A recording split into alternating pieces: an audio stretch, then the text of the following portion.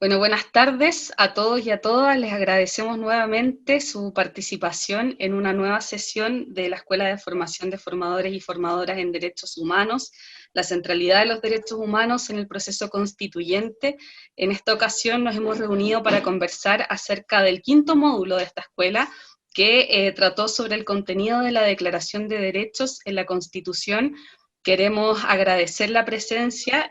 Hoy día nuevamente nos acompaña la profesora del módulo, Nancy Yáñez, abogada, licenciada en Ciencias Jurídicas y Sociales de la Universidad de Chile, magíster en Derecho Internacional, Convención en Derechos de los Pueblos Indígenas por la Universidad de Notre Dame, Estados Unidos, doctora en Derecho por la Universidad de Chile y especialista en Derecho, Pueblos Indígenas y Conflictos Socioambientales, y directora e investigadora del Centro de Derechos Humanos. También queremos agradecer nuevamente la presencia de Manuel Jacks, abogado de la Universidad de Chile, maestría en Desarrollo Humano de la Universidad de Valencia, decano de la Facultad de Derecho de la Universidad Bolivariana, profesor de Filosofía y Teoría General del Derecho, ex vicepresidente de la Comisión Chilena de Derechos Humanos, expresidente del Instituto Latinoamericano para una Sociedad y Derecho Alternativo, ILSA, sede Bogotá, y presidente de la ONG Canelo de Nos. A ambos les damos la bienvenida y les agradecemos su presencia el día de hoy. Muchísimas gracias, Valeria, muchísimas gracias, Benjamín y Abril, que también nos acompañan, que forman parte del equipo que ha estado, en definitiva, detrás de este trabajo. Uno es la cara visible, pero evidentemente aquí hay mucho trabajo, fundamentalmente de los investigadores del centro, como es el caso de Valeria, y de los ayudantes que son alumnos o egresados de la facultad, quienes han hecho un tremendo trabajo de gran profesionalismo, y quiero aprovechar entonces esta ocasión precisamente para agradecer a Benjamín y a Abril, que nos acompañan y quienes han estado colaborando particularmente con este módulo, de igual forma que lo han hecho otros estudiantes o egresados en los módulos anteriores y los que vienen por delante. Como decía Valeria, nos acompaña nuestro querido amigo Manuel Jack. De verdad, Manuel, es nuevamente un privilegio estar juntos, y qué bueno además poder continuar, en definitiva, una conversación que siempre deja como con gusto a más, así, ¿no? Necesitamos mayor espacio para poder dialogar sobre temas que son complejos, pero que son tremendamente auspiciadores respecto al país que soñamos, con un decálogo robusto de derechos fundamentales y una democracia que actúa efectivamente para garantizar estos derechos, para que no queden en definitiva como un capítulo poético en el fondo, ¿no? Lleno de derechos que en definitiva nos parecen fundamentales, pero que finalmente no se concretan en su implementación, y por lo tanto lo que va generando son grandes brechas, desigualdades, inequidades y finalmente una falta de democracia, que es la que precisamente queremos revertir con este nuevo pacto social. Entonces, darle la bienvenida a Manuel y agradecerle una vez más que nos acompaña hoy día. Muchas gracias, Nancy. Muy contento de estar aquí y feliz de poder iniciar esta conversación, como tú dices, continuar esta conversación sobre temas tan relevantes en un momento tan crucial en la historia de Chile. Quiero sumarme al saludo que tú has efectuado a tu equipo, a Valeria, a Benjamín y Abril, a quienes no conozco, pero que sé que son colaboradores muy directos tuyos.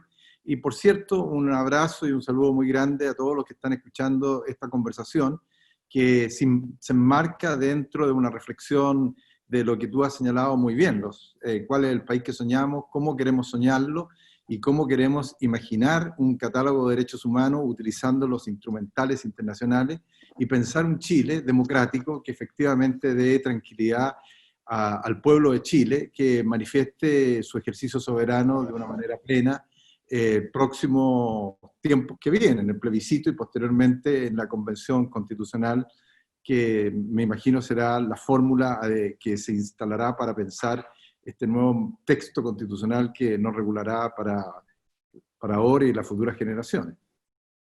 Así que muchas gracias, Nancy, por la invitación. Bueno, a ti, Manuel, y vamos a iniciar entonces esta conversación. Manuel efectivamente remitía al derecho internacional como referente del decálogo de derechos que debiera estar reflejado en nuestra Constitución, ¿no? En el derecho internacional se ha desarrollado los derechos humanos internacionalmente reconocidos. Y ello ocurre en el nacimiento de la comunidad internacional. En realidad, así como hoy día nosotros enfrentamos el desafío de un pacto social que tiene como elemento central ponernos de acuerdo en cuáles van a ser, en definitivo, cuáles son los derechos fundamentales que estructuran nuestra convivencia política, la comunidad internacional hizo lo propio. E hizo lo propio después de momentos realmente de horrorosos en la historia de la humanidad, como fueron las guerras mundiales, en donde se cometieron todo tipo de aberraciones y abusos contra la dignidad, la naturaleza humana, la vida, la integridad de las personas, ¿no? Entonces, aparece la necesidad de establecer un nuevo pacto civilizatorio para una civilización que finalmente se destruye en la contingencia, en definitiva, de las brutales guerras con que esta humanidad dio inicio a la primera mitad del siglo XX, no hace tantos años atrás. Y así surge la Declaración Universal de Derechos Humanos, con un decálogo de aproximadamente 30 derechos que involucra derechos civiles y políticos, derechos económicos, sociales y culturales, y de alguna manera va ya haciéndose cargo de la interrelación que existe entre estos derechos. Teniendo en consideración o como referente, no la declaración, como un mínimo a seguir en la construcción de un Estado democrático que a la vez forma parte de esa comunidad internacional.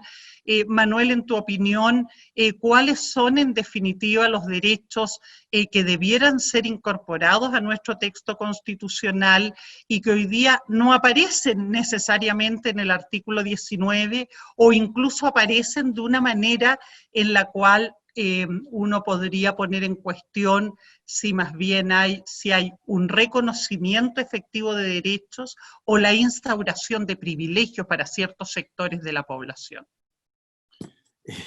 Bueno, Nancy, la pregunta que tú has formulado es una pregunta muy grande, muy fuerte, y yo voy a tratar de hacer una reflexión sintética, pero quiero partir señalando un par de cosas antes de emitir mi opinión.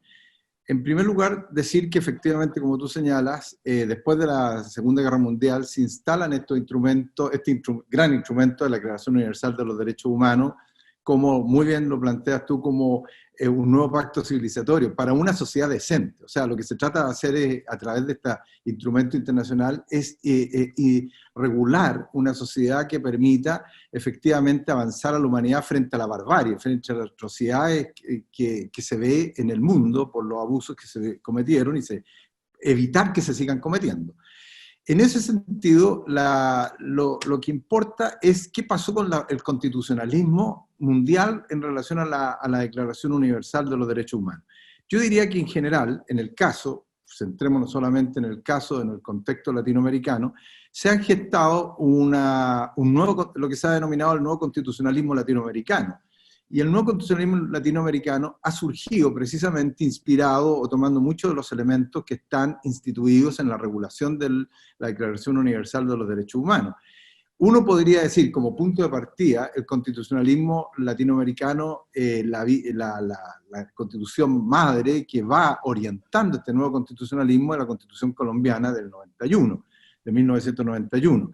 Que establece, durante la conversación quiero hacer alcance algunos artículos o algunas regulaciones que establece la Constitución de Colombia que me parecen extremadamente importantes tener presente a la hora de constituirnos como una sociedad que va a dictar o establecer un nuevo mandato constitucional para Chile. Posteriormente vienen las constituciones de Bolivia, de Ecuador, también podemos hacer referencia a ellas. Pero lo interesante es decirte que en el caso de Chile, la Constitución del 80 es una Constitución que no está inspirada en el texto de la Declaración Universal de los Derechos Humanos. Y por lo mismo, hay ciertas omisiones muy sensibles y muy centrales, de las cuales exactamente en la dirección que tú has señalado, adolece. Por un lado, no existen algunas regulaciones que son fundamentales, y por el otro, hay un exceso de regulación que pervierten o deforman la Constitución, como es el caso de un exceso de centralidad que tiene el derecho a la propiedad privada, y en este sentido entonces una deformación al texto constitucional y a las garantías constitucionales en relación a lo que son los estatutos constitucionales en el concierto latinoamericano, específicamente al cual estoy haciendo referencia.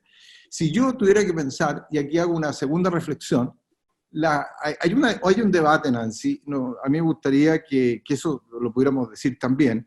Yo he escuchado a algunos constitucionalistas o algunos abogados que al referirse a la regulación del texto constitucional hablan de que hay que hacer una constitución mínima, es decir, que la constitución no sea extensiva y por lo tanto que señale solamente grandes trazos de regulación. Yo quiero decirte sinceramente que sin tener que hacer una constitución de un ladrillo enorme, sin embargo la constitución tiene que reflejar el avance de la aspiración mundial, a lo que yo llamo la soberanía mundial.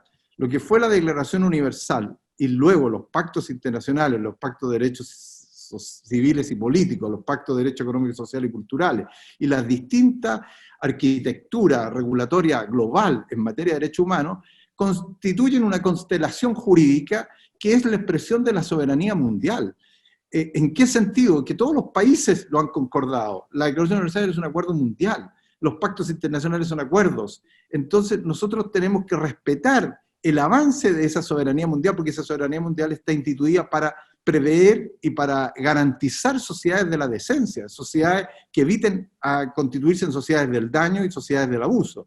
Y en este sentido, entonces, sí, yo creo que, siguiendo lo que han hecho las demás constituciones latinoamericanas, hay que hacer un decálogo de derechos humanos que esté inspirado precisamente en la Declaración Universal y en estos pactos. Por lo tanto, yo diría que para no alargarme en esta respuesta a tu reflexión, que la Constitución debiera hacer una combinación de dos elementos centrales. Una Constitución tiene que establecer la estructura regulatoria normativa de estos derechos, indicándolos, señalándolos, y en segundo lugar, establecer principios rectores que inspiren la Carta Fundamental de nosotros como país, porque finalmente la Corte Constitucional es la aspiración de un proyecto país, del momento que se vive, y es la expresión de la manifestación soberana de un pueblo. Por lo tanto, tiene que expresar esos principios con los cuales la ciudadanía quiere ver reflejada la orientación general de su Carta Constitucional. Y yo quiero además agregar un elemento muy peculiar y particular que no quiero dejar de lado en términos de que si debieran estar o no debieran estar estos catálogos de los derechos humanos fundamentales. Fíjate, tenemos que decir lo siguiente, las características de la sociedad chilena. Yo siempre he dicho de que el continente latinoamericano, lo he comentado en otros lados, es el continente más legalista del mundo. Y si es el continente más legalista del mundo en relación a Europa, en relación a África, Asia, en los otros continentes hay mucho más apertura a expresiones jurídicas que no son necesariamente formalizadas en los textos legales. Hay mucho más espacio al ejercicio de los usos, las costumbres y a las nuevas valoraciones de elementos que vinculen la juridicidad, que no sea solamente la dimensión de legalidad, sino que también la dimensión de justicia, de legitimidad, y eso es muy importante. Bueno, en el caso chileno, si Latinoamérica es el continente más legalista, Chile es a su vez el país más legalista de América Latina. Sinceramente, y con mucha responsabilidad lo digo, Chile es el país más legalista del mundo. Aquí en Chile uno podría encontrarse con diversas situaciones. Las personas, hay una cantidad de sociedades que se hacen y que nunca se realizan. Pero la gente se quiere hacer una sociedad, lo primero que hace es hacer la escritura social y luego discuten si se van a llevar bien o se va a poder funcionar la sociedad. Nosotros estamos llenos de ejercicios de legalización inútiles. Bueno, entonces yo me pregunto, ¿qué pasaría si en Chile solamente nosotros tenemos una señalización genérica de estos derechos humanos? Como por ejemplo una constitución que dijera, se aplican los derechos humanos en general. En Chile eso no sería suficiente. En Chile hay que regular y explicar y precisar claramente cuáles son esos derechos humanos. Hay que decir que el agua es un derecho humano fundamental. Hay que decir que el derecho a la vivienda es un derecho... Es decir, hay que decir los derechos específicamente son derechos humanos. Y finalmente, quiero volver a lo que voy a decir ahora, porque quiero explicarlo, pero para no alargarme, para que sea una conversación, quiero decirte que hay principios que deben estar en la Constitución y que no están en el texto constitucional de Chile. Yo leía hace pocos días la Carta Social Europea, a propósito de que es la carta más avanzada en materia de la defensa y de la garantía de los derechos económicos, sociales y culturales en el mundo. Entonces, esa Carta Social Europea tiene un comité europeo que ha inspirado la reflexión de esos derechos que están consagrados en esa Carta Social, y en esa Carta Social es importante porque está inspirada en 4 principios fundamentales, que son el principio de la dignidad, el principio de la autonomía y el principio de la solidaridad y el principio de la igualdad. 4 ejes centrales que gobiernan la Carta Social Europea. A mí me parece que yo he revisado algunos textos constitucionales, específicamente en América Latina, y ellos, la mayoría, tienen estos principios. Quiero hacer referencia pues, específicamente cuáles constituciones recogen más estos principios de dignidad, de autonomía, de igualdad y de solidaridad. Lamentablemente, de acuerdo a las omisiones, a los vacíos constitucionales, la Constitución chilena no refleja ni recoge estos principios como lo recogen otras constituciones y como debiera recogerse como principios ordenadores, principios madres que van orientando la forma de la convivencia de nuestra sociedad. Hasta ahí yo quisiera dejar tengo otra idea que quiero complementar, pero en relación a estos principios me gustaría después poder comentar y decir cómo se expresan y cómo deberán expresarse en el caso chileno en relación a qué tipo de derecho y en qué forma debieran implementarse. Gracias, Manuel. En realidad, muy clara tu apreciación, y yo en esto quisiera llevar a quienes nos escuchan a recoger o tener en consideración los documentos con los cuales trabajamos, ¿no? Primero, dar cuenta cuando Manuel se refiere en definitiva a la Declaración Universal y al Decálogo de Derechos. Nosotros hemos construido, ¿no? En los documentos hemos establecido ahí, bueno, cuáles son los derechos que hoy día la comunidad internacional establece como derechos fundamentales, ¿no? Y si uno mira, por ejemplo, el derecho de propiedad está concebido en su dimensión de propiedad individual y de propiedad colectiva. No está exacerbado respecto de otros derechos, como el derecho que tienen todas las personas a la seguridad social, ¿no? El derecho que tienen todas las personas al trabajo, y también el derecho que tienen, en definitiva, a vivir en una sociedad acorde con el orden internacional establecido, que finalmente es el compromiso de la comunidad internacional con la paz. O sea, el derecho que todos tenemos a vivir en paz y a ejercer en definitiva estos derechos en condiciones sociales, políticas y económicas que permitan su efectivo ejercicio en condiciones de igualdad y dignidad para todos los que conformamos una comunidad política. Ahora, Manuel hablaba precisamente de esta soberanía mundial.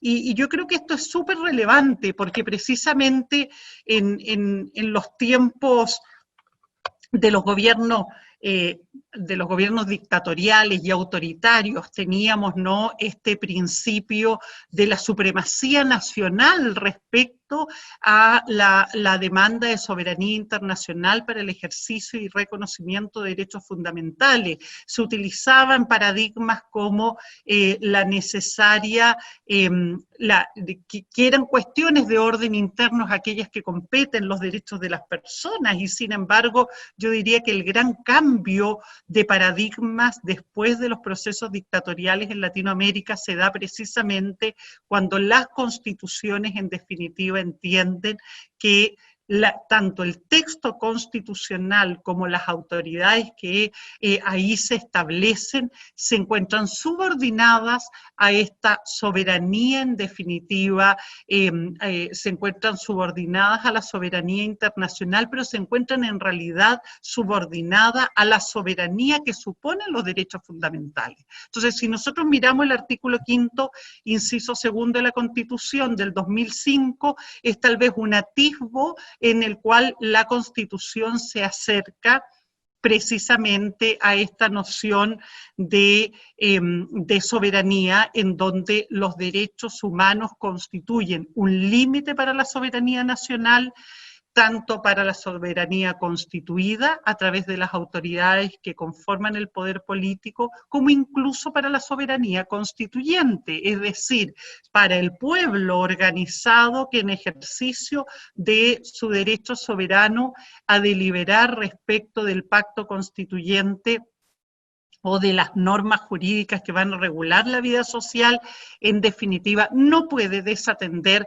los compromisos que la comunidad internacional y nosotros, a través de nuestros representantes de gobierno, hemos asumido y que se traducen en los pactos de derechos humanos, la declaración con la que comenzamos esta conversación, y los pactos de derechos civiles y políticos, los pactos de derechos económicos, sociales y culturales, la Convención para la Protección de los Derechos del Niño, de las personas con discapacidad, para la eliminación de todas formas de discriminación contra la mujer, las normas que regulan los derechos de los pueblos indígenas, las normas que regulan los derechos de las personas mayores, porque como establece en definitiva la declaración, no es tolerable en un Estado democrático fundado en el respeto de los derechos fundamentales, distinciones en razón de la raza, de la etnicidad, de la edad, de la condición de género o de la condición económica o cualquier otra condición, porque el principio fundamental es el de la igualdad. Entonces, así es como se han ido construyendo nociones que vamos a ver en nuestra conversación, y en particular cuando nos refiramos a cómo ha ido evolucionando el derecho internacional para proteger, por ejemplo, el derecho al medio ambiente, el derecho a la naturaleza, un corpus juris internacional, es decir, un conjunto de normas y de principios que en definitiva son la base de los derechos humanos y al que han adscrito todos los estados democráticos que conforman la comunidad internacional. Todas las personas que vivimos en los estados democráticos como parte fundamental de nuestro compromiso político, y también es un compromiso que asumen los pueblos, como es el caso de los pueblos indígenas. Siguiendo en esta misma línea, Manuel, a efectos de poder garantizar efectivamente estos cuatro principios, ¿cómo eso se podría en definitiva expresar en un texto constitucional de modo tal que aseguremos los principios, tal vez en aquello en que estamos más al debe, los principios de autonomía y de solidaridad? Sí, mira, es muy interesante en relación a esos principios. Yo tengo aquí, fíjate qué importante, porque el principio de autonomía debemos nosotros verlo como un principio amplio, como un principio que refleja la posibilidad de la autonomía personal, como la autonomía territorial y la autonomía de la diversidad. Y en este sentido, uno podría decir, ¿es posible regularlo, este principio, además de declararlo? Claro, podemos regularlo. Fíjate en términos, diría, ¿cómo lo podríamos hacer? El presidente constitucional de Colombia, de la Corte Constitucional de Colombia, Carlos Gaviria, a quien yo tuve la alegría y el honor de conocer, él falleció hace un par de años, él daba mucha importancia a un artículo de la Constitución colombiana, que si me permite voy a hacer referencia a él específicamente, que es el artículo 16, en el cual él dice que todas las personas tienen derecho al libre desarrollo de la personalidad, sin más limitaciones que las que imponen los derechos de los demás y el orden jurídico. ¿Qué significó eso? ¿Qué es lo que decía siempre Carlos Gaviria? Este derecho de la autonomía, la libertad, de que las personas puedan desarrollar el desarrollo de su personalidad, le significó, y por esto lo estoy haciendo referencia yo a él, que a él le significó de que él fallara como presidente de la Corte Constitucional en resguardo de este principio de autonomía, y por lo mismo del desarrollo de la personalidad, sin más límite que de respeto al derecho ajeno y el orden jurídico, que él fallara situaciones que tenían que ver con acciones de tutela que fueron para permitir que las personas pudieran consumir droga personalmente, o sea, consumir marihuana, etcétera, con uso personal, y no ser sancionado. O pudieran tener una muerte digna, o, fíjate, pudiera ser una cosa tan trivial, lo decía Carlos Gaviria, de que las personas pudieran ir al colegio o a la universidad con la vestimenta que le desarrollara su personalidad, arete, pelo largo, etc. Estas cosas que durante mucho tiempo en Chile fueron absolutamente censuradas, criticadas, etc., es un principio de la autonomía en el desarrollo integral de la persona. Pero también está la autonomía referida al territorio. Nosotros tenemos una deuda muy importante en una constitución muy centralista. Nosotros tenemos que generar espacios de descentralización, autonomías territoriales, autonomía del desarrollo territorial.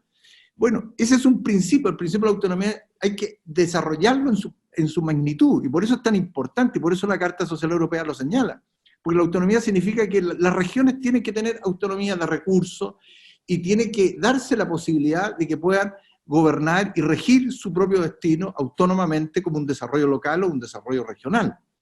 Y por el otro lado, la autonomía tiene que ver con el respeto a la diversidad de los pueblos originarios, que los propios pueblos puedan ejercer la libre determinación, y por lo tanto ahí pasamos al tema de la plurinacionalidad y de la convivencia, de la forma de convivir a propósito del principio de la autonomía. Y a mí me parece que eso va de la mano con el principio de la dignidad. Yo revisaba algunas constituciones, tengo a la mano las constituciones de México, las constituciones de Brasil, y es sorprendente como también las constituciones de Bolivia, Ecuador, y todas hacen referencia al trabajo digno, pero no solo al trabajo digno, sino también a un salario digno. ¿Y qué significa, Nancy, esto del salario digno? Salario mínimo digno. Eso significa de que efectivamente eso que tiene que estar expresado en la Constitución. Nosotros tenemos que prever y hay definiciones muy precisas de qué se entiende por salario digno. Aquel que permite a la persona sostener a su familia e incluso a los hijos darle una educación y permitirle una salud de acuerdo al sentido común de la vida. Y la dignidad está reflejada no solamente en el trabajo, sino una vida digna. La Corte Interamericana ha tomado el concepto de la vida digna para ir estableciendo fallos que tengan que ver con coherencia con el concepto de la vida digna, y también se entiende la alimentación digna. Y en el caso de la alimentación digna para los niños, la alimentación digna se entiende referida a la salud y a la educación. O sea, el concepto de la dignidad es un concepto que va atravesando muchos derechos y va dándole una categorización muy clara de cómo debe estar protegiendo el concepto de la dignidad del texto constitucional. Entonces, a mí me parece que ese tipo de regulaciones como principio pueden perfectamente operacionalizarse a partir de articulados que reflejen este derecho, que es un derecho universal en materia de derechos humanos, pero que las constituciones lo establezcan. Ahora, uno dirá, bueno, pero es que no hay que... Porque esa es la discusión, que las constituciones no tienen que ser, eso es tarea de los gobiernos. No, la fijación de los salarios va a ser una tarea de los gobiernos, pero decir un salario digno, mínimo, digno, a mí me parece que un salario justo, mínimo, tiene que decirlo en la Constitución. ¿Y eso por qué? Porque eso te permite ejercer, posteriormente vamos a discutir cuáles son las acciones que me permiten a mí exigir que yo tenga un salario mínimo digno o un salario de dignidad. Bueno, van surgiendo también ya preguntas en el chat, ¿no? Y voy a tomar un par que me parece que son particularmente importantes para lo que estamos conversando, ¿no? Hay una que dice, mire, fui alumna de Raúl Bertelsen y sostenía que la Constitución del 80 contenía derechos que eran meras aspiraciones. Y aquí entonces viene, en definitiva, precisamente el debate en torno a los derechos de prestación, en definitiva, no a los derechos prestacionales, los derechos sociales, los derechos económicos, que en definitiva se estiman que son derechos que son meras aspiraciones en la medida que dependen o dependerían de una provisión de recursos públicos para hacerse efectivo. Y la verdad que ahí viene una primera reflexión que es la realización de todos los derechos, supone en definitiva la provisión de recursos públicos para hacerlo efectivo. Sin ir más lejos, uno podría pensar que el principio de igualdad y de dignidad que desarrollaba Manuel recientemente, supone efectivamente que haya mecanismos adecuados para una redistribución equitativa de la riqueza, que permita que efectivamente todas las personas tengamos condiciones sociales y económicas que permitan el ejercicio de la autonomía, es decir, de un proyecto civilizatorio acorde con las aspiraciones que razonablemente podemos tener todos los seres humanos. En esas condiciones, evidentemente, aparece, ¿no?, que es indeseable una sociedad como la que estamos viviendo, donde el 80% del ingreso está concentrado en el 20% de la población, mientras que el restante 80% en definitiva vive entonces en condiciones de total postergación precisamente por esta situación en definitiva de inequidad. Entonces eso supone efectivamente intervenir en la distribución de las cargas públicas de un modo que efectivamente asegure la igualdad ahí donde hay asimetría. Entonces lo primero que uno podría entrar a revisar es el principio que establece sin más, entonces, o que es clara expresión del principio de subsidiariedad del Estado en el sentido de que se garantiza la igual repartición de las cargas públicas y la no intervención del Estado en materia económica. En resultado, finalmente es que bajo ese modelo, las fuerzas del mercado finalmente se supone que van a entrar a regular entonces la distribución, en definitiva, de los bienes sociales por una mejora de oportunidades que genera el desarrollo económico asociado al mercado, ¿no? Y bueno, y hoy día estamos viviendo de qué forma, en definitiva, ese modelo empieza a dar cuenta de lo que muchos han dicho, sus fallas, ¿no? Falla, porque falla, en definitiva, en poder distribuir equitativamente el bienestar. Entonces, la promesa de bienestar que engendra ese modelo finalmente fracasa y lo que produce es concentración de riqueza, lo que supuestamente el modelo intenta prevenir prohibiendo el monopolio. Claro, prohíbe el monopolio, va generando concentración de riqueza y por otro lado no tiene mecanismos regulatorios para garantizar el acceso igualitario de todos a los bienes y servicios. Ahora, evidentemente, Manuel partió diciendo, mire, este es un país muy legalista, y este es el más legalista del mundo probablemente. Hace poco en un programa de televisión, los líderes sociales de Petorca daban cuenta del proceso de expoliación que han vivido como consecuencia de la privatización de los derechos de agua, y no solo de la privatización, sino que además de casos que han sido denunciados y que se mantienen en la impunidad, que dan cuenta de cómo el sector productivo, fundamentalmente el sector de monocultivo, de frutícolas fundamentalmente, se ha apropiado de todos los recursos hídricos en el Valle de Petorca, dejando a la gente sin las condiciones mínimas de agua para consumo humano, para saneamiento, y bueno, obviamente ni decir respecto a sus economías de subsistencia. Y en un debate televisivo, uno de los líderes del empresariado decía, bueno, pero yo tengo los derechos que me otorga la Constitución, e interpeló al dirigente, le dijo, cambie la Constitución, pues. O sea, si usted quiere que en definitiva los derechos de agua se distribuyan equitativamente, cambie la Constitución. Entonces, no solamente estamos dando cuenta, yo creo que termina siendo un eufemismo hablar de derechos, también de derechos aspiracionales, porque en último término, de lo que estamos dando cuenta es de qué manera el reconocimiento de derechos logra efectivamente concretizar los principios rectores de una sociedad democrática que establecía Manuel, ¿no? Porque evidentemente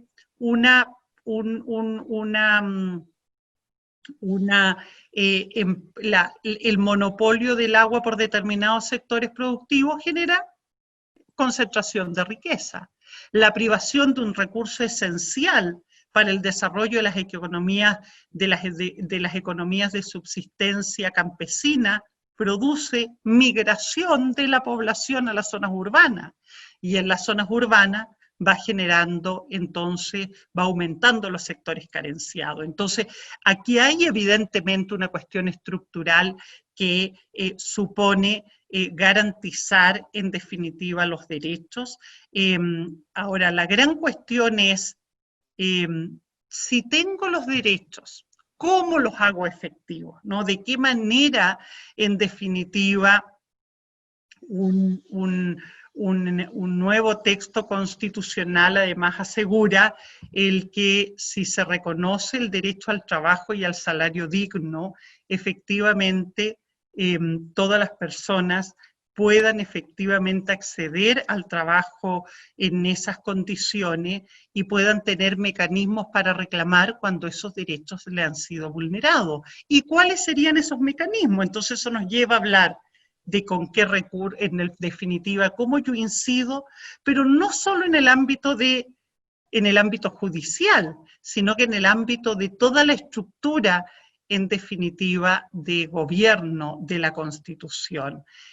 ¿Cómo ves, Manuel, esto que llaman la sala de máquinas de la Constitución? ¿Cómo armamos un engranaje que permita que, en definitiva, no me quede con esta carta, con este bonito testimonio que es el derecho, sino que ese testimonio lo puede exigir? Claro. Y lo puede exigir no solo en los derechos, puede exigir el derecho a la vida, puede exigir el derecho a la salud, puede exigir el derecho al agua, y puede dar cuenta que los tres derechos están interrelacionados y que si me privan de uno, me privan del otro. Nancy, yo antes de hablar sobre el concepto de la sala de máquina constitucional, yo quisiera, porque no puedo dejar pasar por alto la primera afirmación que sugirió la pregunta que tú recogiste del chat. Aquí hay que aclarar una cosa que es central, porque aquí estamos en medio de debates, y los debates tenemos que despejarlos con afirmaciones argumentativas y con puntos de vista. Afirmación de que los derechos económicos, sociales y culturales son expectativas aspiracionales, y por lo tanto hay una diferenciación muy grande que se hace entre los derechos individuales como derechos tutelares. Yo soy tutelar de un derecho individual, y los derechos sociales y culturales a los cuales hay referencia: el trabajo, la educación, la alimentación, en fin, el agua, que se puede incorporar a esto, son más bien aspiraciones que, según que los gobiernos de turno van a ir regulando de acuerdo a sus posibilidades económicas. Eso nos plantea dos comentarios inevitables. El primero, de que los derechos sociales, y aquí hay abogados escuchando, nosotros hemos sido formados en una matriz conservadora, una matriz liberal, que identifica derechos individuales y derechos sociales. Eso es un error. Los derechos sociales hay que mirarlos desde la perspectiva de esos derechos sociales. que están garantizados en la Declaración Universal de los Derechos Humanos, están regulados en los pactos internacionales, específicamente el Pacto de los Derechos Económicos, Civiles y Culturales, en el Protocolo de San Salvador, etcétera, son derechos humanos.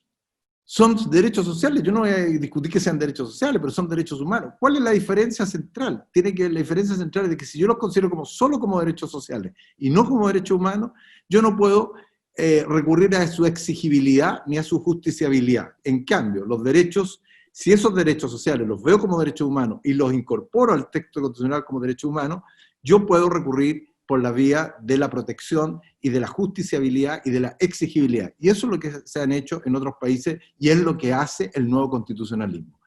Esa es una primera, porque ahí ellos no son aspirantes de derechos, son tutelares de derechos. Yo soy tutelar del derecho a la salud, yo soy tutelar del derecho al alimento, yo soy tutelar del derecho al trabajo, yo soy tutelar del derecho de la vivienda digna, yo soy tutelar de esos derechos, no soy un aspirante. Esa es una primera reflexión. Pero, lo que tú decías muy bien, vivimos en un sistema, ¿cómo esto se va a distribuir desde las estructuras gubernamentales o desde los poderes ejecutivos específicamente? Es que aquí tenemos que discutir algo más de fondo. ¿Cuál modelo económico, social y político vamos a instituir en la Constitución? Porque eso es clave. Porque si nosotros vamos a colocar un conjunto de derechos humanos centrales como esto, pero vamos a mantener un modelo económico como el que nosotros tenemos regulado y que, que se considera uno de los modelos más avanzados en el neoliberalismo mundial.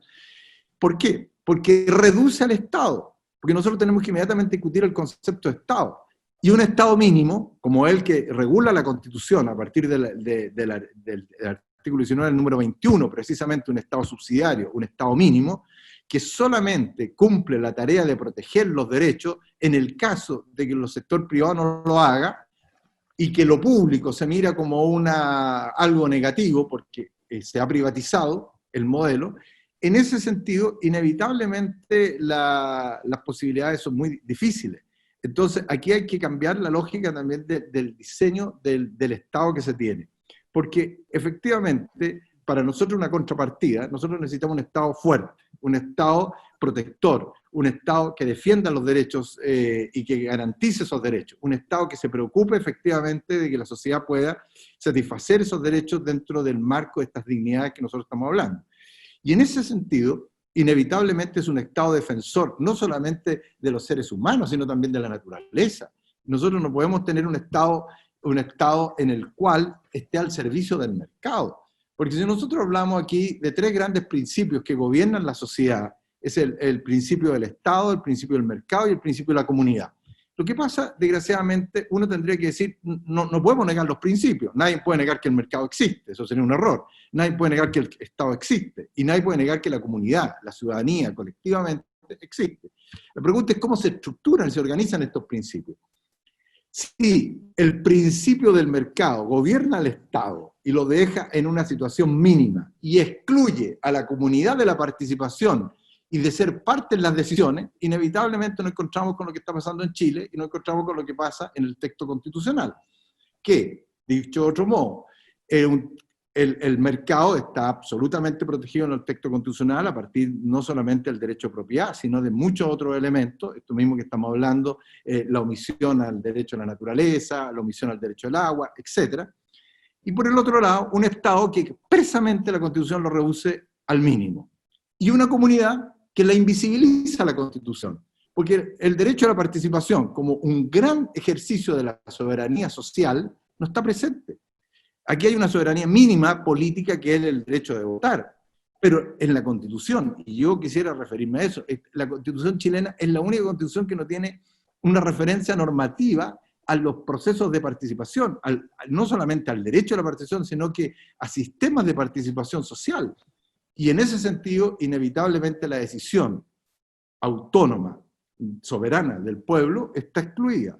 Entonces, en esta circunstancia, efectivamente, nosotros nos encontramos con lo que tú hablas y lo señalaste muy bien a propósito de este concepto acuñado por Roberto Gargarella de la sala de máquinas, nos encontramos entonces con un texto constitucional que puede declarar buenas ideas, buenos principios, pero que en la operativa se hace inviable porque no tiene una estructura de un modelo que sea acorde a la satisfacción de estos derechos.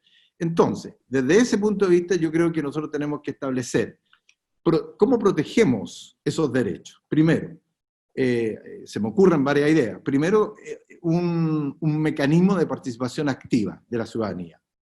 Un mecanismo de participación activa de la ciudadanía permitiría efectivamente que la ciudadanía no solamente esté presente en el proceso deliberativo, un poco en el concepto habermaniano de que las constituciones deben ser deliberativas. O sea, la norma es obedecida en la medida que el pueblo participa colectivamente en su elaboración. Desde ese punto de vista, yo considero de que el pueblo de Chile debe constituirse como un poder soberano ya. En el caso de Chile, todos debiéramos estar deliberando qué normas, qué aspectos, qué principios deben estar en la Constitución. De modo tal de que cuando se elija una convención constitucional, los elegidos reciban este mandato social como un mandato de legitimidad y como también un imperativo ético de obedecer y de escuchar la voz soberana de un ejercicio de un pueblo. Entonces, pero si en la Constitución se logra establecer un mecanismo de participación, como lo establecen, por ejemplo, las constituciones de Bolivia, las constituciones de Colombia, las constituciones de Ecuador, del nuevo constitucionalismo, en el cual el pueblo tiene la capacidad no solamente de iniciativa popular de ley, sino que también tiene capacidades de incidir en la definición de las políticas públicas y por lo tanto ser un actor considerado en esa definición de las políticas públicas de interés nacional. También se le da el rol a la comunidad en esos textos constitucionales de poder controlar, de poder generar auditorías y control ciudadano del uso de los recursos y del destino de esos recursos. Entonces, yo creo que el mecanismo participativo, como un mecanismo de ejercicio de soberanía, yo lo ligaría y lo diría de la siguiente manera: una soberanía comunitaria. Es decir, el pueblo organizado, manifestando su voluntad de definir ciertos derechos, cierta protección de derechos y ciertos mecanismos de satisfacción de derechos, se constituye en una soberanía comunitaria. Y esa soberanía comunitaria es muy importante en la forma de resguardar los derechos que se declaren en un texto constitucional. Y luego, establecer todos los otros mecanismos que deben facilitar, mecanismos como acciones de tutela, recursos de protección, etc. De colocar el ejercicio del Poder Judicial. Y aquí un último comentario, para no alargarme. Se ha conversado mucho, y esto ha generado mucha discusión, básicamente aquellos que no les gusta que los derechos humanos sociales sean justiciables y exigibles, han señalado muchas veces de que en general lo que ha pasado en el contexto en el último tiempo, en algunos países y también en Chile, es de que se ha judicializado excesivamente y que la justicia ha ido cumpliendo tareas que le corresponden al Poder Ejecutivo. Eso es un error. Yo creo que lo que pasa es que el Poder Ejecutivo ha abandonado su tarea de protección. Entonces el Poder Judicial ha adquirido una mayor relevancia. Pero ese traspaso de funciones es justo en el sentido de lo que tú señalas de una justicia redistributiva que permite efectivamente la satisfacción de las grandes necesidades que son los anhelos sociales que no están siendo satisfechos y que muchas veces se señala un abuso. Tú lo que señalabas, el caso del agua, es brutal. Lo que señalaste de Petorca es tremendo. Los que hemos tenido oportunidad de viajar y ver esos cerros verdes, claro, un extranjero lo aplaude, qué maravilla, la modernidad, los cerros están verdes. Pero lo que hay detrás es de que efectivamente las aguas superficiales y las aguas subterráneas han sido succionadas por estos grupos empresariales, que no son muchos, en el caso de Petorca no son muchos, y que han generado a que las comunidades rurales del sector queden sin agua. Y muchos de ellos han tenido que verse forzados a vender sus tierras, porque realmente sus tierras han sido, poéticamente dichas de una manera trágica, convertidas en rastros de huellas secas que entristecen a la vista. Entonces, inevitablemente, eso es un abuso brutal. Y eso es precisamente lo que tú acabas de decir, es el legalismo inhumano, ese legalismo que no respeta un sentido de la moralidad, que no respeta un sentido de la ética. Decir, bueno, pero yo estoy amparado por la ley, así que yo me llevo todo el agua que sea, y hubo el derecho real de aprovechamiento del agua, porque así la Constitución me lo permite, que sea privada. Algo insólito en cualquier parte del mundo.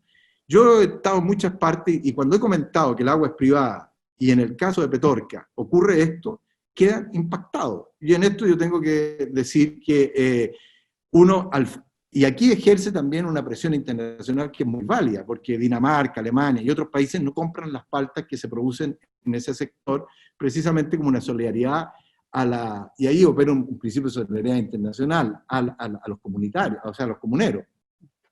Pero en definitiva, Nancy, yo creo que este tema de la sala de máquinas es el resultado de un modelo económico-social que gobierna la Constitución. Entonces, en el momento de hacer una nueva Constitución hay que discutir ese modelo económico, porque ese modelo económico está sustentado en la suspensión o en la negación de estos derechos económicos, sociales y culturales. Y de esa manera hay que inevitablemente trabajarlo. Toda la razón, Manuel. Quiero tomar, bueno, una pregunta y una de tus afirmaciones. Dentro de las preguntas, y esto ha sido, evidentemente, está presente en todas nuestras discusiones, en todas nuestras conversaciones, y tiene que ver con este mecanismo propuesto desde la autoridad, desde el poder constituido, llamado Convención Constituyente, puede o no ser considerado un mecanismo eficaz y legítimo para recoger las demandas ciudadanas. ¿Qué garantías de incidencia democrática tenemos ahí? Y yo diría que acá Manuel nos ha entregado algunos elementos que me parece que son fundamentales. Yo diría que no cabe ninguna duda que hay un cuestionamiento de, primer lugar, de legitimidad respecto a quienes en definitiva levantan esa propuesta, en cuanto no han sido necesariamente mandatados por el poder constituyente originario, expresado fundamentalmente en las movilizaciones ciudadanas que tienen lugar a partir del 18 de octubre. Pero también es cierto que es el resultado de ese proceso de deliberación ciudadana que se expresa políticamente en la calle, o sea, de no existir el movimiento social, la verdad que esta propuesta no habría existido, y tiempos antes del estallido social aparecía absolutamente quimérico, una cosa ¿no? de la que mejor tratemos de hablar para no olvidarlo, pero ni soñemos con que eso se puede dar en lo inmediato, y es precisamente el movimiento social el que lo coloca lo coloca en primer lugar en la agenda política y nos lleva hoy día finalmente a estar a puertas de un plebiscito constituyente, ¿no? Y eso da cuenta del poder político que tiene la soberanía popular. Y yo creo que esto no es, en definitiva, una expresión demagógica, porque finalmente la soberanía popular y la soberanía originaria hay que ejercerla, y una de las formas de ejercerla es por medio, evidentemente, de la movilización política y de la protesta social, cuando los canales institucionales, en definitiva, no están abiertos para que la ciudadanía pueda incidir en la toma de decisiones, como ocurre en nuestro país, tal como lo ha señalado Manuel, porque no hay mecanismo, y lo único que tenemos son mecanismos de participación informativa, no deliberativa, en la Ley de Base del Medio Ambiente, mediante la participación ciudadana, en la Ley General de Urbanismo y Construcciones, para aprobar los planes reguladores, y el ejercicio deliberativo poco más robusto es la consulta indígena, y el Estado, por la vía de la regulación reglamentaria, ha rebajado los estándares para que efectivamente tenga la menos incidencia posible en la toma de decisiones, y ha restringido el ámbito de aplicación de la consulta indígena. Entonces, dicho esto, me parece que lo más relevante es efectivamente dar cuenta de que el mecanismo propuesto, no cabe ninguna duda, es un mecanismo que tiene o que busca poner candados de todo tipo, ¿no? Uno de los candados tiene que ver con los quórum con los cuales se está condicionando los acuerdos y la deliberación. Sin embargo, creo que también es parte del ejercicio soberano romper los candados. Y una de las formas efectivamente de romper los candados es cómo en definitiva constituido una convención constituyente por constituyentes electos, recogen o no, en definitiva, el marco normativo que ha impuesto el poder constituido, porque evidentemente se pueden generar condiciones democráticas para llevar este proceso a una verdadera asamblea constituyente. En el caso ecuatoriano fue lo que ocurrió, o sea, ni en Ecuador, ni en Bolivia, ni en ninguno de los procesos constituyentes que han tenido lugar en nuestra región, en América, el poder constituido ha dejado abiertas las fronteras para la deliberación política. Todos han buscado de alguna manera restringir el poder liberativo de la soberanía popular. Y en los casos en donde este proceso ha sido más exitoso es precisamente cuando la ciudadanía se ha empoderado en el ejercicio de su poder soberano a efectos de exigir que esto se desarrolle en el marco de una deliberación democrática que recoja precisamente este principio de la soberanía comunitaria de la que nos habla Manuel. Ahora, es sin lugar a duda claro que el proceso supone pensar el Estado y las estructuras de gobierno de una manera en que abandonemos las viejas estructuras, no el presidencialismo, de modo efectivamente que la toma de decisiones refleje las particularidades de los territorios, de alguna manera prevenga, por ejemplo, la instauración de zonas de sacrificio entre algunas de las grandes externalidades que tiene, en definitiva, este modelo, en donde el Estado en definitiva es garante efectivo del bien común, no abdica de sus facultades regulatorias, ¿no? Y el mercado entonces se reduce a aquellos ámbitos que son necesarios para la economía, pero evidentemente con una robusta regulación que precisamente permite eliminar estas fallas y sobre todo garantizar el principio de dignidad y de igualdad. Y aquí alguien preguntaba, dice, perdone lo básica de la pregunta, pero ¿cómo se mide la dignidad? Y la verdad que la pregunta no es nada de básica, es una de las preguntas más complejas y es una excepcional pregunta, porque primero, nadie pondría en discusión que la dignidad es un principio rector, ni nadie pondría en discusión de que la dignidad es la base de un derecho humano fundamental como es la igualdad y la no discriminación, el trato igual y no discriminatorio a todos los seres humanos, nacemos libres e iguales en dignidad y derecho, lo dice la misma Constitución del 80, sin embargo, es de alguna manera, plantea un poco las mismas dificultades que pueden plantear los derechos económicos, sociales y culturales, cuando alguien dice, mire, los derechos son aspiracionales, ¿no? Como en definitiva medimos las condiciones, en el fondo, cómo medimos en definitiva el mínimo existencial, no el mínimo de agua para vivir en condiciones mínimas de vida digna, qué es la vivienda digna, qué es el salario mínimo digno, ¿no? Y entonces parece ser que finalmente lo que se puede medir es lo que es indigno.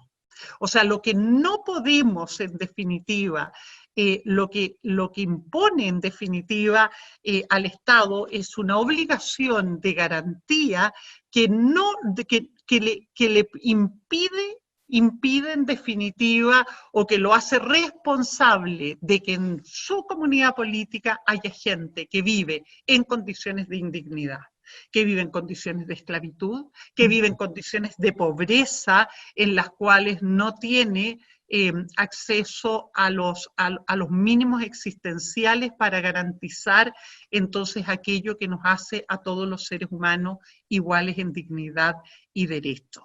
Y finalmente entonces se traduce en medir los derechos económicos, sociales y culturales.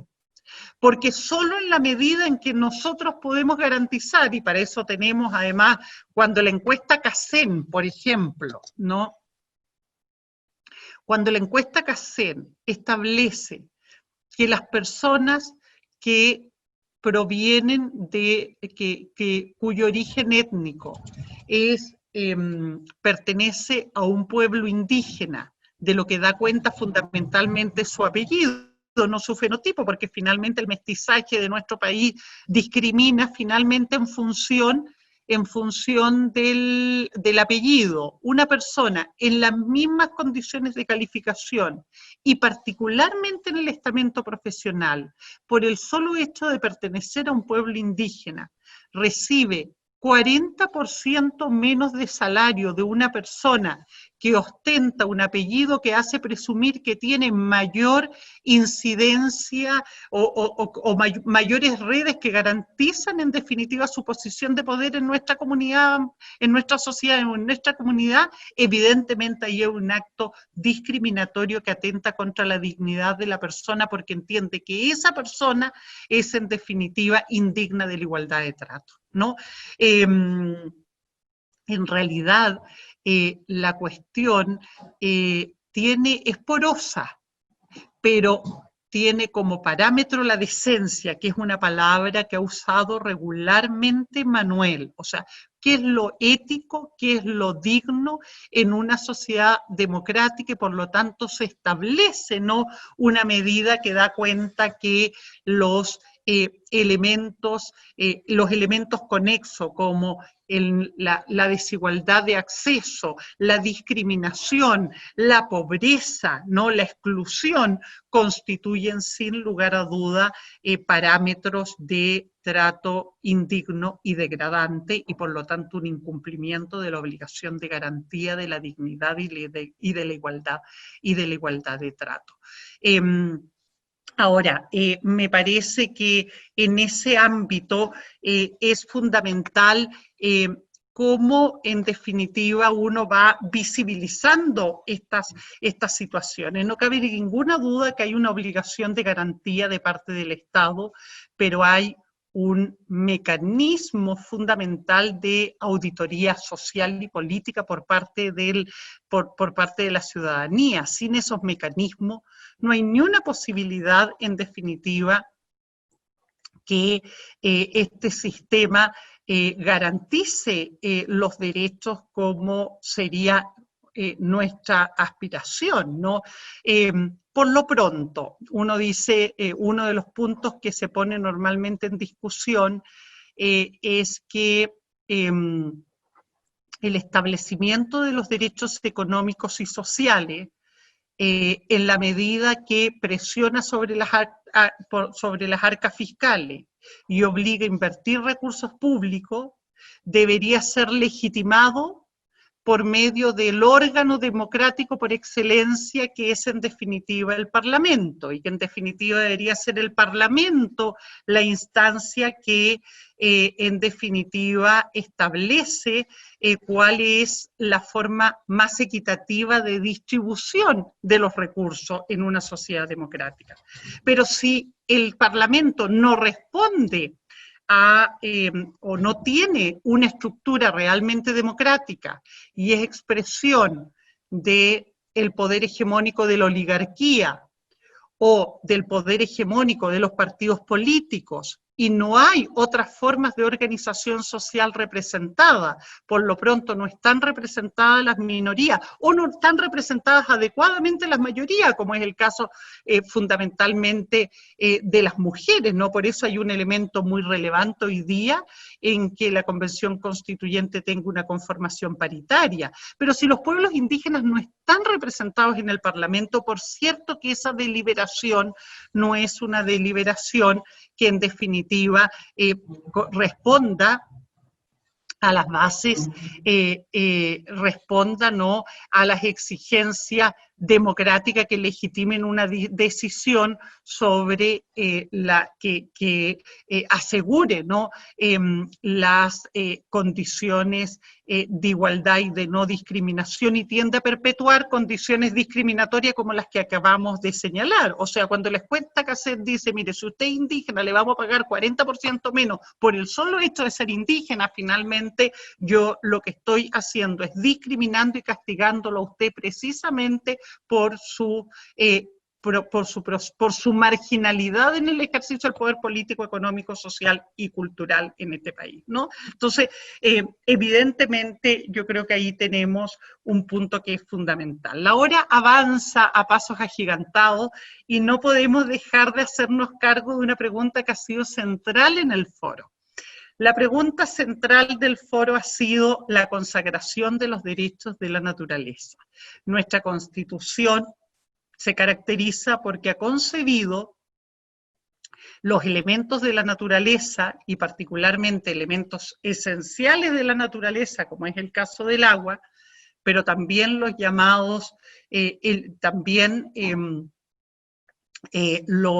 los recursos de la naturaleza, generando entonces, en definitiva, poniéndolos, concibiéndolos no como mercancía, se habla de las commodities, y poniéndolos en el mercado de bienes y servicios para que puedan ser enajenados libremente.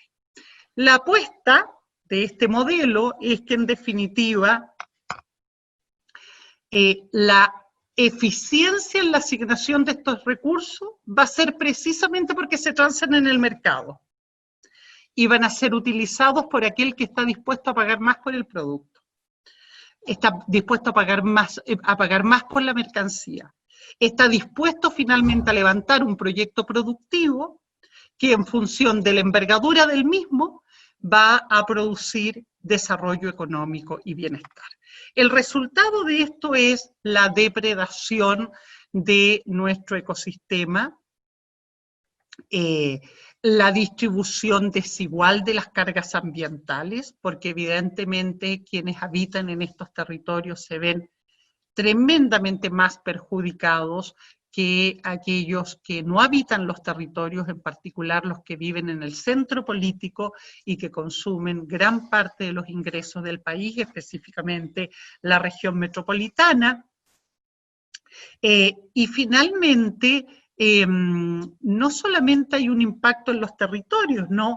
La madre naturaleza, la madre tierra pierde su capacidad de rehabilitarse, su capacidad de resiliencia, y con eso además se compromete la sustentabilidad del planeta y la viabilidad de la existencia de las futuras generaciones.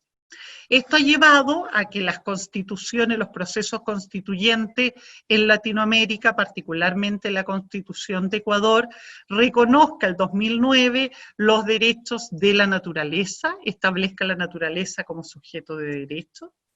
Esto ha llevado a que el Tribunal Constitucional colombiano, haciendo una interpretación evolutiva de las normas constitucionales, finalmente reconozca los derechos de la naturaleza a través de la salvaguarda de los derechos del río Atrato y de la Amazonía, y que recientemente la Corte Interamericana de Derechos Humanos, en un caso que involucra comunidades indígenas del Chaco argentino, que corresponde básicamente a zonas de lo que constituye el monte, el bajo monte del Chaco en el norte, en el norte del vecino país con Argentina, disponga entonces que el derecho al medio ambiente está consagrado en el artículo 26 de la Convención Americana,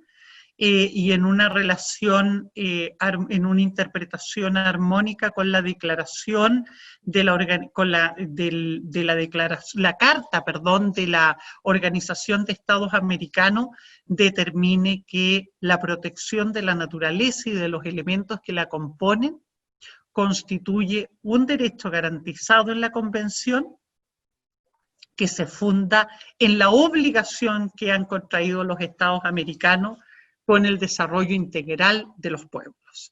Y en este marco entonces obliga a salvaguardar los elementos de la naturaleza, los bosques, los ríos, los mares, independiente de si causan o no un daño a las comunidades aledañas o que habitan o dependen del bosque. Basta con que pueda haber una afectación a los elementos de la naturaleza para que el derecho entonces asuma, esté en definitiva obligado a salvaguardar, la naturaleza y los elementos en una perspectiva que abandona estas visiones más antropocéntricas que tienen o que han tenido históricamente los derechos humanos. Eso es lo que hemos observado, ¿no?, en la evolución, y por lo tanto nuestro debate constituyente no puede estar ajeno a ello. Tenemos varias preguntas en esta línea, Manuel, y me gustaría que compartieras tu impresión con nosotros, y en particular cuando se dice ¿cómo vemos en una constitución el que el sujeto de derecho sea la naturaleza? Que el sujeto del derecho sea el agua, sean los ríos, sea el mar, sean las especies que los componen, que podamos litigar en nombre del puma, en nombre del cóndor, en nombre de las especies endémicas maravillosas de nuestro territorio. Muy bien lo último, me gusta, fue muy poético lo último que dijiste, Nancy. Bueno, yo creo que efectivamente todo esto es el resultado de la pregunta anterior que te habían hecho de la dignidad, porque esto es en el fondo la forma como nosotros como sociedad vamos a querer vivir, una sociedad o la sociedad de un abuso, del daño, o una sociedad de la dignidad. Y en este sentido yo creo que el concepto de la dignidad no es solamente un concepto individual, porque uno muchas veces dice, yo tengo que tener una vida digna, una alimentación digna, el salario digno, eso me parece muy bien, pero también el concepto de la dignidad tiene que hablar desde qué tipo de sociedad nosotros vamos a instituir, una sociedad digna. Y eso tiene que ver con la naturaleza, y tiene que ver con el espacio público, tiene que ver con la defensa del bien común, etcétera. Yo quiero decir, y esto como comentario general, a propósito de lo que tú señalaste del rol del ejercicio soberano en el próximo proceso plebiscitario y posteriormente en la Convención Constitucional. Porque yo lo he dicho en otras veces y quiero recalcarlo por la fuerza que esto tiene. Yo soy hijo, dicho así eufemísticamente, ¿no?, hijo de mayo del 68. Tú sabes, mayo del 68, los más jóvenes que están escuchando esta conversación, es la revuelta más importante que tuvo lugar en el siglo pasado en términos de la emancipación social organizada de los estudiantes, los trabajadores, que colocó en jaque al gobierno de De Gaulle y que levantó una cantidad de demandas sociales durante un mes en una presión social inusitada. Y quiero decirlo porque la frase dominante de mayo del 68 era: seamos realistas, pidamos lo imposible. Bueno, mayo 15, que constituye el movimiento de los indignados en España, movimiento de los indignados, la lucha por la dignidad, la frase que ellos acuñaron eran, como frase emblemática, si no nos dejan soñar, no los dejaremos dormir. O sea, ya da un paso más allá, no solamente seamos realistas, pidamos lo imposible, sino si no nos dejan soñar, no los dejaremos dormir. O sea, hay una acción un pueblo movilizado que actúa. Pero, y aquí viene la importancia de, a propósito del estallido social que hacías tu referencia, la frase principal del estallido social del 18 de octubre es hasta que la dignidad se haga costumbre. Hasta que la dignidad se haga costumbre. Entonces, es decir, aquí ya hay una voluntad de transformar el modelo social y económico instituido. ¿Por qué? Porque hasta que la dignidad se haga costumbre, quiere decir que la sociedad chilena funcione a partir de lógicas de construcción social desde lo digno y desde la dignidad. Y en este sentido, la línea de dignidad social tiene que ver con una equidad social, una distribución equitativa de los recursos naturales, o sea, de los recursos que dispone un país, una equidad de la naturaleza, del medio ambiente. Y aquí viene todo lo que tú dijiste, la defensa de la naturaleza, la protección a la naturaleza, porque la naturaleza y el hombre constituyen una sola unidad. Y luego la línea de dignidad señala el principio de la participación como una dignidad. Una sociedad que no tenga la equidad social, una sociedad que no tenga una equidad ambiental de preservación a la naturaleza y una sociedad que no tenga el espacio de la participación ciudadana como soberanamente manifestadores de una decisión, no es digna. Entonces, está amenazada por la dignidad en eso. Y en este sentido, a mí me importa mucho lo que hasta que la dignidad se haga costumbre quiere decir. Yo creo que hoy día, y recojo lo que tú decías, que el pueblo de Chile tiene que organizarse en diversos cabildos, en las comunas pequeñas, en todos lados, ir elaborando los puntos centrales para que constituyan el gran mandato de legitimidad de esa soberanía comunitaria, para que los que van a ser elegidos en la Convención Constitucional recojan este mandato soberano y puedan sentir el imperativo ético de esta legitimidad genuinamente constituida por este poder constituyente que somos todos nosotros. Y en ese sentido yo quiero agregar un elemento que a mí me parece importante, porque la defensa del interés público no se ha dicho, no se habla, porque nosotros vivimos en una sociedad de la privatización, lo público como que es menospreciado, pero sin embargo temas como el patrimonio cultural, temas como la ciudad, hoy día están en otras constituciones. En la Constitución colombiana da el deber del Estado de preservar el patrimonio cultural, da el mandato de preservar la naturaleza y el interés público. Es decir, hay el deber del Estado de defender el uso común. Fíjate, Nancy, lo grave que es, y esto tiene que ver también con la defensa de la naturaleza, lo grave que es que nosotros hemos ido perdiendo por el sentido del bien común, de lo común. Sorprende muchas veces que cuando las personas coloquialmente llegan y dicen, bueno, pero esto es de todo, así que yo hago esto que es de todo, yo hago lo que quiero aquí. Yo hago lo que quiero aquí porque también es mío, porque es de todo. Fíjate, esa sola afirmación, yo hago lo que quiero en esto porque es de todo, eso es la culturización de la sociedad privatista, de la sociedad individualista que la Constitución actual ha generado. Y un abandono al principio de la solidaridad y al principio del respeto al interés común y al interés público. Porque efectivamente lo que tendría que uno decir, yo no puedo hacer en esto que es de todo lo que quiero, tenemos que ponernos de acuerdo cómo defendemos esto que es común. Entonces, esa defensa de lo común, de la ciudad, no hay nada en nuestra Constitución que permita el derecho a la ciudad como derecho. La ciudad, así como la naturaleza es un sujeto de derecho, progresivamente la ciudad también va a tener que ser un sujeto de derecho para poder defenderse frente a este avasallaje brutal de las inmobiliarias y de la destrucción del hábitat donde nosotros vivimos. Bueno, yo creo que lo que ha hecho Ecuador al instituir la naturaleza como sujeto de derecho es un aporte fundamental en los procesos del nuevo constitucionalismo y de los derechos constitucionales. Darle a la naturaleza la categoría de ser sujeto de derecho, creo que Alberto Acosta, que dirigió el proceso de Asamblea Constituyente, hay que felicitarlo siempre, porque creo que nos obliga a hacer algo que es central en esta conversación. Lo que nosotros estamos haciendo una invitación al hablar de los derechos humanos y al hablar de la naturaleza como sujeto de derecho, es que tenemos que ser audaces y cambiar nuestro punto de mirada. Nosotros tenemos que cambiar el paradigma. Nosotros hemos mirado la sociedad desde lo individual, hemos mirado la sociedad desde el egoísmo y el individualismo y desde la protección de lo mío, y tenemos que abrirnos a entender que el mundo, vivimos dentro de un planeta, que el planeta hay que protegerlo, que la huella que nosotros dejamos en la destrucción del planeta, esa huella que es el ecozón, es realmente, muchas veces ya es insalvable, es una destrucción permanente, que los recursos no son ilimitados, los recursos son limitados, y que hay que cuidar el planeta, y hay que cuidar la naturaleza. Y entonces, cuando nosotros vamos a hacer un cambio de conciencia, esto que los griegos llamaban la metonía, es el cambio de mirada, el cambio de conciencia, nosotros vamos a dar un paso fundamental a hacer una sociedad de la solidaridad, una sociedad realmente de la dignidad. Y en este sentido, la naturaleza es central, porque nosotros y la naturaleza constituimos una sola unidad.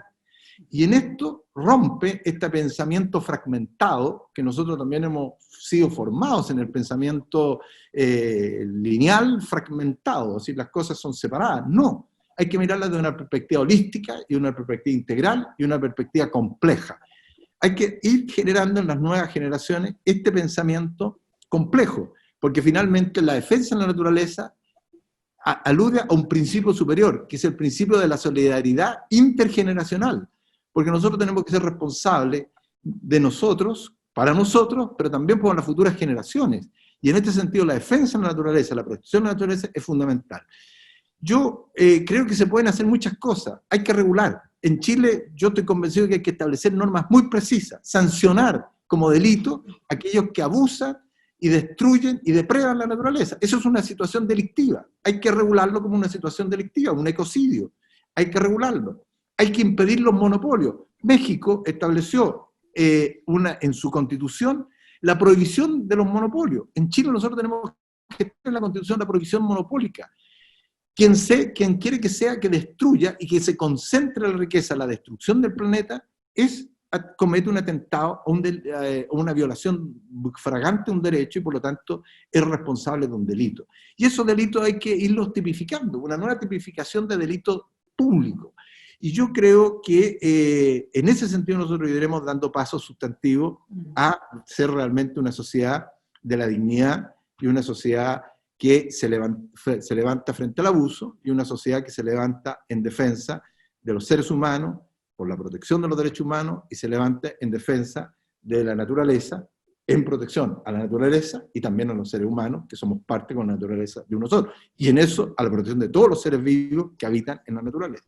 Efectivamente, Manuel, yo creo que aquí hay cuando hablamos de derecho a la naturaleza, hacemos efectivamente el cambio de paradigma, ¿no? De cómo los seres humanos no estamos en la cúspide de la cadena evolutiva, sino que somos parte de la naturaleza, que es totalmente distinto, porque cuando uno mira el mundo y la sociedad con lógicas evolucionista, evidentemente, fíjense que esa es la base de todo el proceso de colonización del siglo XIX. Esa es la base del proceso, en definitiva, de los procesos o de los nuevos procesos de colonialismo que, en definitiva, se observan en las políticas migratorias también, ¿no? Y que, por otro lado, justifica, en definitiva, estas conductas que atentan contra la sostenibilidad, en definitiva, de la especie humana en el territorio, y no por tener necesariamente, yo diría que hoy día se entregan algunas cifras que son francamente devastadoras, ¿no? La pérdida de la biodiversidad en el planeta sobrepasa el 70% en los últimos años. Entonces, estamos viviendo una situación que evidentemente demuestra que es indispensable cambiar la mirada si queremos perpetuar las múltiples civilizaciones que habitan este planeta. El solo reconocimiento del derecho a la naturaleza no basta. De hecho, uno ha tenido que lamentar el modelo extractivo en Ecuador y los impactos que el modelo extractivo en Ecuador ha generado. Ha tenido también que lamentar lo propio en el caso de Bolivia, porque el problema que plantea además el modelo extractivista es que es súper vulnerable a la corrupción, y es tremendamente vulnerable a los caudillismos que finalmente terminan traicionando las apuestas democráticas que sirvieron en definitiva de soporte, en este caso a modelos o a procesos constitucionales tan ejemplares como el que se dio en Ecuador y en Bolivia, ¿no? El año pasado se quemaron 6 millones de hectáreas de bosque chiquitano, bosque amazónico y pantanal en Bolivia, con la complacencia del gobierno, del gobierno progresista de Evo Morales y hoy día con la complacencia del gobierno de transición en Bolivia. O sea, y básicamente para aumentar la barrera, la frontera agrícola, para cumplir con compromisos, para proveer de productos alimenticios fundamentalmente al mercado chino, básicamente de carne, o en definitiva instalar ahí monocultivo para el desarrollo de monocultivo de soya y monocultivo de palma aceitera para los bioenergéticos que finalmente hacen parte de la gran matriz extractivista del continente. Entonces, evidentemente aquí el compromiso es de toda una sociedad que entiende que en definitiva no hay desarrollo cuando cuando sacrificamos aquello que es la base de nuestra existencia en este planeta, que es la convivencia armónica con todos los seres vivos, no solo con nuestros pares humanos, sino que además con nuestros pares animales, con nuestros pares plantas, con todos los que conforman en definitiva esta biodiversidad, porque si hay alguien que depende de ellos, somos precisamente la especie humana. O sea, la especie humana depende mucho más del resto de la cadena de seres vivos de la naturaleza que la naturaleza de lo que le proveen los seres humanos y el modelo civilizatorio que hemos creado. Entonces, en ese escenario es el momento al menos de discutirlo, y no es porque uno tenga pensamiento pachamámico, sino que finalmente resulta del todo razonable poner en definitiva en discusión y traer en particular el debate de los territorios. Aquí hemos escuchado a compañeros de Chiloé que dan cuenta de cómo las concesiones mineras tienen monopolizado en definitiva la propiedad del subsuelo en el territorio. El presidente de la República, dueño del 13% en definitiva de la isla, con disputa con comunidades indígenas. Hay compañeros del norte del país, del Valle de la Aconcagua, por ejemplo, que dicen, mire, nosotros aunque nos pusiéramos de acuerdo en definitiva, todos los miembros de esta comunidad con derecho a votar, no podemos, por la distribución político-administrativa del territorio, tener una asambleísta constituyente, ¿no? Entonces, evidentemente, y ese territorio no cabe ninguna duda que es mucho más sensible de los problemas del cambio climático, de los problemas de la naturaleza, que los que habitan, sin lugar a duda, en Valparaíso o en Santiago o en las grandes ciudades, que abren una llave y bueno, y les sale agua, pero quienes dependen en definitiva del suministro de la naturaleza para obtener el agua, evidentemente son más conscientes de ello. Y el Chile es de todos, del mundo urbano y del mundo rural. Y nos debemos un Chile más equitativo, igualitario para todos. Estamos llegando al final, así que yo quiero agradecerle a Manuel la conversación, ofrecerle la palabra para despedirse y luego Valeria para que cierre la conversación de hoy. Bueno, muchas gracias Nancy, te agradezco la invitación a este diálogo dentro del marco de esta iniciativa tan relevante y tan importante que es una escuela formativa en materia de derechos humanos. Tal vez mi última palabra de este momento es una invitación a los jóvenes principalmente. Yo creo que hay que seguir soñando, hay que no perder la esperanza. Yo hablo de organizar la esperanza emancipatoria. Creo que nosotros vivimos un tiempo en que el orden se ha instituido dentro de un orden que lo he caracterizado como un orden dominador, donde un orden que institucionaliza, establece candados, establece cerrojos y que perpetúa un proceso de indignidad.